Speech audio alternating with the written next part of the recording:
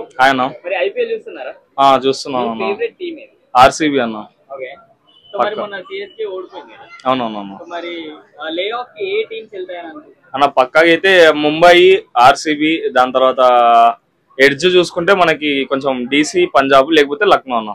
ఈ 4-5 టీంలు పోవచ్చు పక్కగా అయితే. కప్ అయితే మాత్రం ఈసారి ఆర్సీబీ పడుతుంది అన్న. RCB 100% RCB. వేరే టీం వాళ్ళు కూడా బాగానే ఆడుతున్నారు కదా. అదే అన్న, ముంబై కూడా బాగానే పర్ఫార్మెన్స్ అయితే బాగానే ఉంది. ఎందుకంటే వాళ్ళు ఒక ట్రైన్ లాంటి వాళ్ళు, ఫస్ట్ నిదానంగా స్టార్ట్ చేసినా సరే దాని తర్వాత దూసుకోపోతాయి. అట్లాంటి పర్ఫార్మెన్స్ అంటే 6 మ్యాచ్లకి లాస్ట్ జరిగిన 6 మ్యాచ్లు గెలిచి నెంబర్ 1 పొజిషన్ లో ఉంది. అందరికి మైండ్ షాక్ అసలు. చూడాలన్న, గట్టి పోటీ అయితే ఆర్సీబీ ఇస్తుంది ఖచ్చితంగా. ఆర్సీబీ కప్ అయితే లేపుతుంది అన్న. ఎస్ఆర్హెచ్ కూడా ఉంది కదా, వాళ్ళు కూడా బాగానే ఆడుతారు. లేదన్న, ఎస్ఆర్హెచ్ బాగానే ఉంది కానీ టీము నిన్న జీటీతో జరిగిన పర్ఫార్మెన్స్ కి ఎలిమినేట్ అయిపోయింది.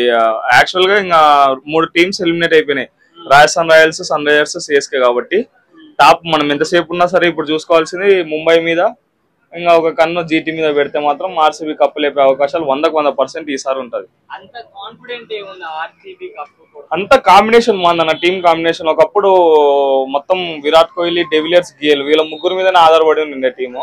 ఇప్పుడు అట్లా కాదు, ప్రతి ఒక్క ఇండివిజువల్ అంటే ఒక్కొక్క మ్యాచ్ లో ఒక్కొక్క స్టార్ పర్ఫార్మర్ గా బయటకు వచ్చేసి అందరు కలిసికట్టుగా ఆడడము, బౌలింగ్ కరెక్ట్ గా పర్ఫెక్ట్ గా భువనేశ్వర్, హేజిల్వుడ్ ఉండడము, ఇవన్నీ చూసుకుంటే టీమ్ కాంబినేషన్ మాత్రం ఎక్సలెంట్ ఉంది. ఏ స్టేజ్ లో అయినా సరే మ్యాచ్ తిప్పుకొని ఆర్సీబీ వైపు గెలిపించే అడుగుల్లో చేసే ప్రయత్నాలు ప్లేయర్స్ మాత్రం గట్టిగా కనిపిస్తున్నారు ఆర్సీబీ టీంలో.